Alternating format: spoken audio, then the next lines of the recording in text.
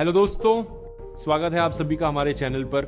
दोस्तों, आज हम आपको ले चलेंगे मध्य प्रदेश के एक छोटे से गांव की उस कहानी में जहां लोग कहते थे कि रात बोलती है। मध्य प्रदेश के एक छोटे से गांव रामपुर में लोग अक्सर कहा करते थे कि वहां रात बोलती है। गांव के पुराने पीपल के पेड़ के पास रात के अंधेरे में कई बार एक औरत के रोने की आवाज सुनाई देती थी। ज्यादातर लोग इसे अफवाह मानकर नजरअंदाज कर देते थे, लेकिन 12 जुलाई 2018 की रात कुछ ऐसा हुआ जिसने पूरे गांव को हिलाकर रख दिया। अगली सुबह लगभग 6 बजे खेतों में काम करने गए किसान ने पीपल के पेड़ के पास एक औरत की लाश देखी। लाश देखते ही गांव में हड़कंप मच गया। तुरंत पुलिस को सूचना दी गई। जब पुलिस मौके पर पहुंची तो पता चला कि मृत महिला की उम्र करीब 28 साल थी। उसके गले पर उंगलियों के गहरे निशान थे, हाथ एक पीले दुपट्टे से बंधे हुए थे और पैरों में चांदी की पायल पहनी हुई थी। इस केस की जिम्मेदारी दी गई सब इंस्पेक्टर राघव सिंह को, जो अपनी ईमानदारी और तेज दिमागर के लिए जाने जाते थे। उन्होंने मौके का बारीकी से निरीक्षण किया। साफ था कि हत्या रात 1 बजे से 3 बजे के बीच हुई थी। कहीं ज्यादा संघर्ष या जबरदस्ती के निशान नहीं थे, जिससे यह अंदाजा लगाया गया कि कातिल कोई अजनबी नहीं बल्कि कोई करीबी था।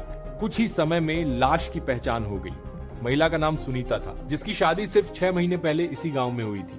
उसका पति महेश बाहर से देखने में शांत और सीधा साधा इंसान लगता था। जब पुलिस महेश के घर पहुंची तो उसने कहा कि सुनीता रात में अपनी मां के घर जा रही थी, लेकिन उसकी मां का घर सिर्फ 1 किलोमीटर दूर था और सुनीता वहां कभी पहुंची ही नहीं। पड़ोसियों के बयान और भी चौंकाने वाले थे। लोगों ने बताया कि सुनीता और महेश के बीच लगभग रोज झगड़ा होता था। दहेज को लेकर महेश अक्सर सुनीता को ताने देता था। रात में घर से चीखने, चिल्लाने और बहस की आवाजें आना आम बात थी।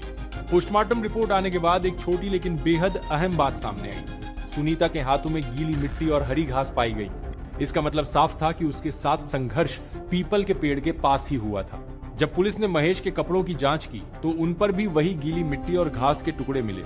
यहीं से सब इंस्पेक्टर राघव सिंह का शक और गहरा हो गया। महेश का मोबाइल फोन जब्त किया गया और किसी दीने जांच में पता चला कि आखिरी कॉल रात 12:47 पर सुनीता के नंबर पर की गई थी। कॉल रिकॉर्डिंग भी रिकवर हो गई। रिकॉर्डिंग में सुनीता की कांपती आवाज सुनाई दी, बस अब और नहीं, मुझे छोड़ दो।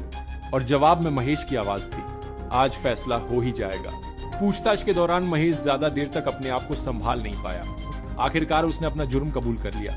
उसने बताया कि दहेज को लेकर हो रहे झगड़ों और गुस्से में आकर उसने सुनीता का गला दबा दिया। बाद में उसने लाश को पीपल के पेड़ के पास छोड़ दिया ताकि लोग इसे रात की अफवाहों से जोड़ दें और सच्चाई कभी सामने न आए। मामला अदालत तक पहुंचा। सबूत मजबूत थे।